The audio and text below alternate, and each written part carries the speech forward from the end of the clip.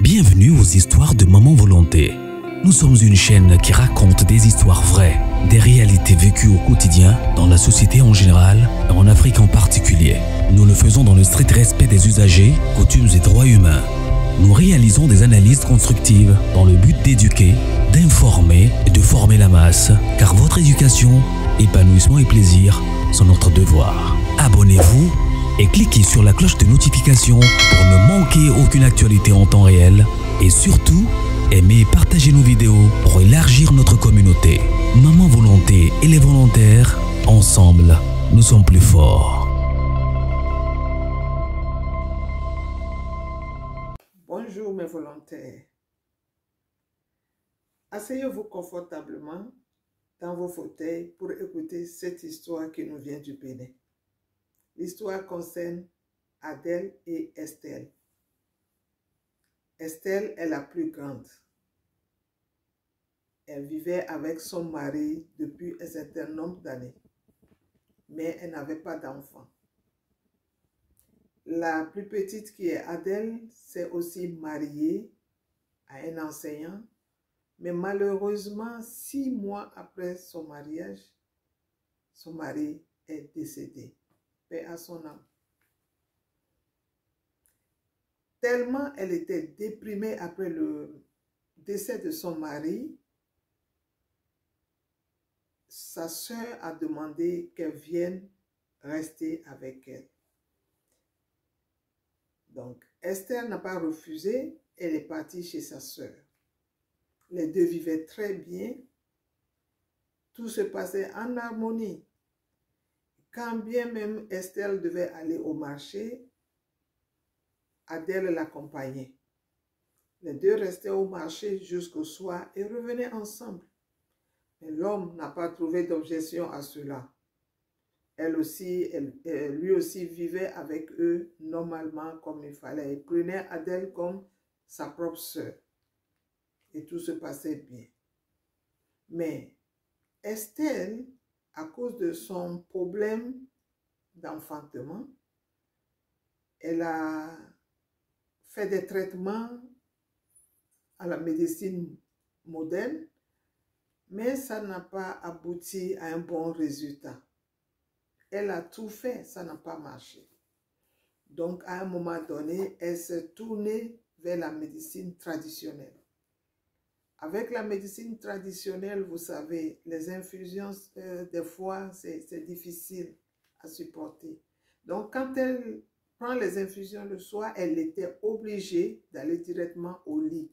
Parce que le sommeil la prenait, elle était un peu dingue, quoi. Elle ne résistait plus. Donc, c'était ça la routine, c'était ça tous les soirs. Elle devait aller se coucher juste après avoir pris ses infusions. Mais avec la présence de sa sœur, au moins l'homme pouvait encore rester au salon un moment avant d'aller au lit. Sinon, avant, quand sa femme allait au lit, il était obligé aussi de partir. Donc, les deux, c'est-à-dire la sœur Adèle et le mari de sa grande sœur, restaient au salon maintenant pour regarder les films jusqu'à X heures. Cette habitude a dû créer une relation, a dû créer quelque chose entre les deux. Mais personne, pour le moment, personne ne sait. Estelle me dit, il y a eu une nuit où elle était prise par les maux de ventre, c'est-à-dire comme quoi elle voulait aller aux toilettes. Et quand elle s'est réveillée, elle n'a pas vu son mari à ses côtés. Mais après avoir fini aussi d'aller aux toilettes, elle est venue regarder, jeter un coup d'œil aussi au salon. Elle n'a pas trouvé son mari. Mais tellement elle était dingue encore, elle avait encore ce sommeil-là, elle est allée se coucher. Et ce n'est que le lendemain matin qu'elle a posé la question à son mari de savoir là où il était dans la nuit, qu'à un moment donné, elle s'est réveillée pour aller aux toilettes, mais elle ne l'a pas vu, même pas au salon.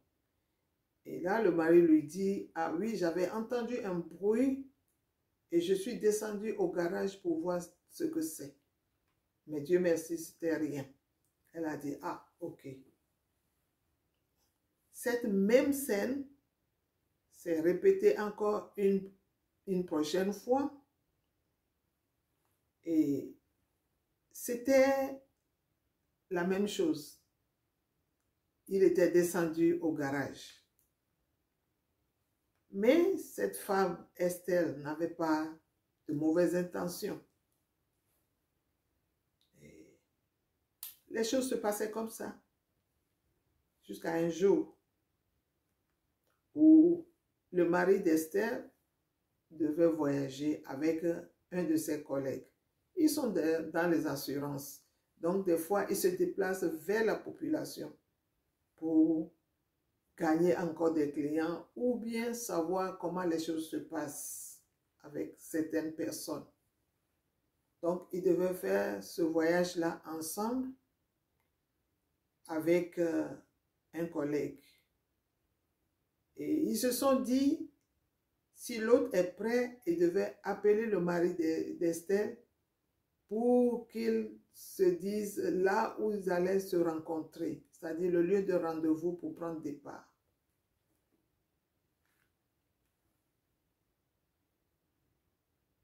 Le moment venu, l'homme est rentré sous la douche et le téléphone a sonné. Quand le téléphone a sonné, Estelle a pris le téléphone voulant donner ça à son mari sous la douche. Et son mari qui lui dit, ah, ça doit être que mon collègue, décroche et dis-lui, si je finis, je vais le rappeler. C'est ce que Estelle a fait.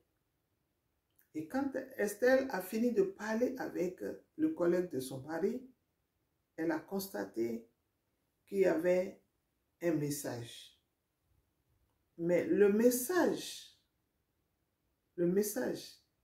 est non lu, mais portait son prénom. Ça portait le prénom de Estelle. Mais Estelle s'est dit, mais moi je n'ai pas envoyé un message à mon mari. Comment ça se fait que ce message porte mon prénom? Elle a douté un peu, elle a dit, mais qu'est-ce qu'il faut faire? Mais elle a cliqué sur le message et le message disait, comme convenu, demain je n'irai pas au marché avec ma soeur et dis-moi si le programme tient pour que je puisse lui dire ça dès aujourd'hui. C'est-à-dire, ils avaient planifié de rester à la maison le lendemain et de continuer ce qu'ils avaient l'habitude de faire la nuit. Et l'homme ne devait même pas travailler le lendemain. Mais sa femme ne savait pas. Donc, quand Estelle a lu ce message, elle a copié le numéro de téléphone et allé mettre dans son téléphone pour pouvoir appeler la personne pour savoir qui c'est. Parce que à la fin du message, il disait « Mon bébé ». À tout à l'heure, mon bébé. Donc, qui a dit mon bébé à mon mari? Et pourquoi ce numéro porte mon prénom? Elle envoie le numéro et c'est le nom de sa petite sœur qui apparaît. C'était le numéro de sa petite sœur. Donc, c'est sa petite sœur qui disait mon bébé à son mari. Et c'est avec sa petite sœur qui devait rester à la maison le lendemain. Estelle n'a rien dit. Elle n'a rien demandé à son mari. Elle n'a rien dit à sa sœur. Ils ont fait comme d'habitude. Ils sont allés au marché. Ils ont tout fait. Du retour, tout était bien. Elle n'a pas posé de questions à qui que ce soit. Elle n'a pas manifesté quoi que ce soit. Et le soir, avant d'aller se coucher, la sœur qui lui dit, « Ah, ma grande sœur, demain, je voudrais rester à la maison pour faire le repassage. Nous avons lavé des choses. Tu sais, dimanche seul ne suffit plus pour tout faire. Donc, je préfère rester à la maison demain pour faire le repassage. » Elle a dit, « Je ne trouve pas d'objection à cela. Tu peux rester. » Et le lendemain, comme d'habitude, Estelle est partie au marché. Sa sœur est restée à la maison, soi-disant pour faire le repassage. Alors, comme il y avait l'heure à laquelle le mari devait rentrer à la maison, parce qu'il va sortir, il était même sorti très tôt, comme s'il allait au travail, et il devait revenir à une certaine heure pour que elle ne sache pas que le mari est resté à la maison. Donc, mais comme elle connaît déjà l'heure convenue, elle n'a rien dit. Elle est partie. Et 15 minutes avant l'heure, elle était déjà rentrée, mais elle n'est pas rentrée à la maison. Elle était dans le quartier, mais elle est revenue avec un taxi moto, pas avec sa voiture. Et elle était quelque part où elle pouvait voir son homme lorsqu'il rentrerait à la maison. Effectivement, à l'heure convenue, son mari est rentré à la maison. Et elle a attendu, elle a eu la patience. Parce qu'ils ne sont pas inquiétés, ils savent qu'il n'y a personne. Donc, ils sont tellement à l'aise qu'ils ont pris tout leur temps. Ils ont même bu de liqueur ensemble. Et après quelque chose de presque 1 heure de temps, elle est rentrée à la maison. Mais le fruit défendu est déjà mangé. Le fruit défendu est déjà mangé. C'était chaud. Elle a vu son mari et sa sœur bras dessus, bras dessous, dans le lit de sa sœur. Et ils avaient même fini la première partie et ils se sont endormis. Les deux dormaient les bras dans les bras. Et elle est restée juste en retrait et a fait une photo. Et quand elle a fini de faire la photo, elle a fait du bruit pour les réveiller. Et ils se sont réveillés tous deux en sursaut. Et le mari qui commence par dire, ce n'est pas ce que tu crois. Ce n'est pas ce que tu crois. Et Esther lui a dit, mais est-ce que je t'ai dit que je crois en quelque chose? Je ne crois en rien, puisque je n'ai rien vu aussi. Alors, je ne crois en rien. Esther est partie directement chez sa maman, lui montrer la photo et le message de la veille. Ça ressemble à une chanson. Tu as supprimé, supprimé. Un jour tu vas oublier. Tu as supprimé, supprimé. On va t'attraper. Voilà. Elle a supprimé, supprimé, mais le dernier message n'était pas encore supprimé. C'était même pas encore lu. Donc, on l'a attrapé. Voilà, elle a montré les choses à sa maman. Et sa maman qui lui dit, tu sais, vous deux, vous êtes mes enfants, vous êtes mes filles, et je ne prends pas position. Ce que tu vas faire, rentre à la maison, dis à ta soeur de ranger ses effets, de sortir de chez toi. Elle ne doit plus séjourner là, elle ne doit plus dormir dans ta maison aujourd'hui. Je ne vous ai pas donné cette éducation. Où est-ce qu'elle est allée ramasser ça? Et sa soeur qui dit, ok maman, j'ai compris. Et elle a continué d'abord au marché, comme elle a encore ses effets là-bas, sa voiture même est encore là-bas. Elle a continué Elle a terminé sa journée comme d'habitude. Après, elle est rentrée avec sa voiture et elle a demandé à sa soeur, tu plies tes bagages, tu sors de chez moi. Maintenant, c'est le bras de fer. Sa soeur qui dit, je ne sors pas, je n'irai nulle part. Je ne t'ai pas demandé de m'amener chez toi. Donc, tu dois supporter ce que tu as vu. Et elle dit non, j'ai vu, mais je ne verrai plus. Et comme je ne veux plus voir, tu vas sortir de chez moi. Et a dit à son mari, fais tout pour faire sortir ma soeur d'ici. Sinon, il va se passer quelque chose.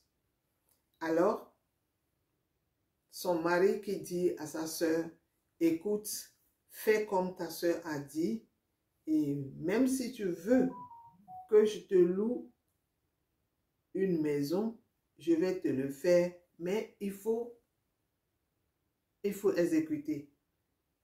Elle dit, je ne vais pas partir. Donc, Estelle est allée appeler sa maman pour dire de venir avec elle. La maman est venue avec elle et a dit à sa fille de sortir de la maison. Vous savez ce que cette fille-là a dit? C'est la partie du film-là même qui va faire mal. C'est la partie du film-là qui est mortelle. Qui est mortelle. La fille-là dit devant tout le monde, devant sa mère, sa soeur et le mari de sa soeur qu'elle ne sortira pas parce qu'elle est enceinte du mari de sa soeur. Vous avez compris. Elle est enceinte du mari de sa soeur. Alors, c'est ici qu'elle a conçu. C'est ici qu'elle va rester pour accoucher. Sa sœur ne savait plus quoi dire. Elle était presque... Elle dit qu'elle ne se retrouvait plus. Elle était carrément tombée des nues. Elle dit, sa maman a failli faire une crise. Et après, le mari qui dit, quoi? Elle dit, oui, je suis enceinte de toi et je ne partirai pas d'ici. Je resterai ici. J'ai pris la grossesse ici. C'est ici que je vais accoucher. Et voilà, le bras de fer s'est installé. Alors, quand Estelle a voulu forcer un peu les choses, voilà le mari aussi qui change de veste en disant, écoute, si elle dit qu'elle ne va pas sortir, laisse-la rester ici. Elle va me donner ce que tu n'as pas pu me donner. Il y a plus de 3 ans que nous sommes ensemble. Tu n'as pas pu me faire un enfant.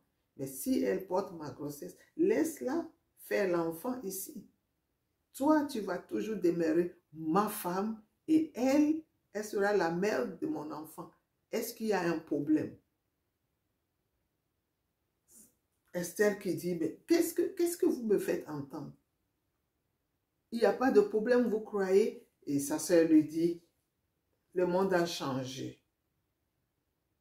Je ne suis pas la première, je ne serai pas la dernière à prendre une grossesse du mari de ma sœur. Le monde a changé. C'est-à-dire, les gens parlent aujourd'hui tout comme si ils sont les créateurs même du monde.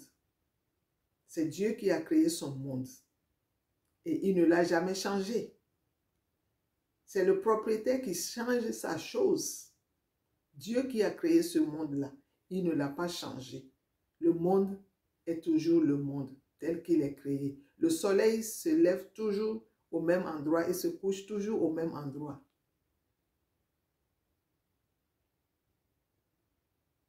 Mais c'est nous qui sommes dans le monde-là qui avons changé. Un jour même, peut-être qu'on risque même de marcher avec la tête. Parce que nous voulons tout changer dans le monde. Mais le propriétaire du monde ne l'a pas changé. Voilà l'histoire qui se poursuit La sœur ne veut pas sortir de la maison. Le mari aussi dit que Esther doit supporter sa sœur parce qu'elle n'a pas pu lui donner ce que sa sœur veut lui donner maintenant. Et qu'elle reste sa femme légitime, mais l'autre reste la maman de son enfant. Et là, Esther dit qu'elle ne peut pas vivre dans la maison avec sa sœur et la grossesse. Ou bien c'est elle qui sort de la maison. Elle dit qu'elle voulait aller à Radio Tokpa pour raconter même l'histoire, mais elle s'est dit, c'est sa famille qui va être exposée. Les gens vont tout faire, même les gens du quartier peuvent en savoir quelque chose. Et comme il y a les réseaux sociaux, et elle a vu aussi mon numéro sur les réseaux sociaux. Elle a dû m'appeler pour m'exposer son problème et elle me demande qu'est-ce qu'elle doit faire. Mais moi, je lui ai simplement dit si c'était moi, et cela n'engage que moi seul. Si c'était moi, je ne sortirais pas de cette maison. C'est elle, la maîtresse de la maison.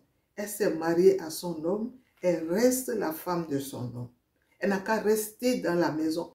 Partagez-la passivement,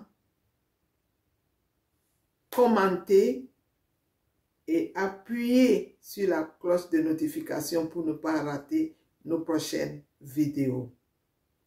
Vous avez mon numéro qui est sur l'écran. Si vous avez des histoires à partager avec les gens, que vous ne voulez pas le faire à visage découvert, appelez-moi ou écrivez-moi. Je vais faire ce travail à votre place. Sur ce, je vous dis au revoir et à la prochaine vidéo. Bye. Bienvenue aux histoires de Maman Volonté. Nous sommes une chaîne qui raconte des histoires vraies, des réalités vécues au quotidien, dans la société en général et en Afrique en particulier. Nous le faisons dans le strict respect des usagers, coutumes et droits humains. Nous réalisons des analyses constructives dans le but d'éduquer, d'informer et de former la masse, car votre éducation, épanouissement et plaisir sont notre devoir. Abonnez-vous et cliquez sur la cloche de notification pour ne manquer aucune actualité en temps réel et surtout, aimez et partagez nos vidéos pour élargir notre communauté. Maman Volonté et les volontaires, ensemble, nous sommes plus forts.